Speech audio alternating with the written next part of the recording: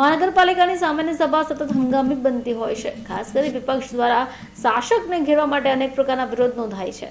ત્યારે કેટલાક સાહિત્યને લઈને વિપક્ષ અંદર સભાખંડમાં પ્રવેશી જતા હોય છે, જેનો વિરોધ થાય છે. જોકે આજે આશ્ચર્યજનક રીતે કોર્પોરેટરની ડાયરી માંગવાનો પ્રયાસ કરતા હોબાળો મચી ગયો. વિપક્ષ દ્વારા શાસકોનો અલગ અલગ રીતે સામાન્ય સભામાં વિરોધ નોંધવાનો રસ્તો શોધાયા જ કરતા હોય છે.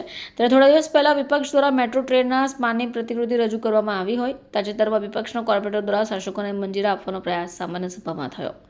જોકે પ્રવેશતા પહેલા વિપક્ષના કોર્પોરેટરની તપાસ પણ કરાઈ, જે સાહિત્ય ચેક કરવાની સાથે સાથે ડાયરી પણ તપાસવાનો આગ્રહ સિક્યુરિટી રાખતો હોય. જોકે કોઈ પણ પ્રકાર અંગત ડાયરી કોઈને તપાસ માટે ન આપી શકાય એ પ્રકારની વાત કરતા વિપક્ષના કોર્પોરેટર વિપુલ સુહાગિયા તેમજ અન્ય કોર્પોરેટરો દ્વારા વિરોધ પ્રદર્શિત કરાયો.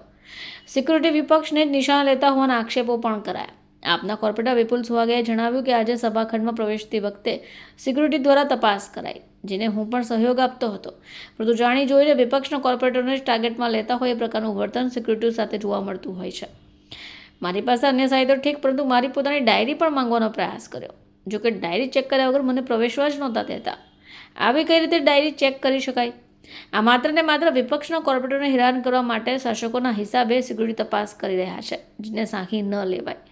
જોકે ક્યાંય સભાના સંચાલનમાં એવું તો લખાણ છે જ નહીં કે કોઈ પણ વ્યક્તિ ડાયરી લઈને ન પ્રવેશી શકે. સિક્યુરિટી અધિકારોને આ બાબતે પણ મેં કહ્યું છે. જોકે કોઈ પણ વ્યક્તિની ડાયરી તપાસવામાં આવે એ પ્રકારનો ક્યાંય પરિપત્ર હોય તો મને જણાવે.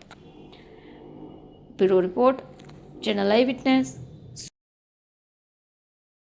સુરતમાં માસૂમો સાથે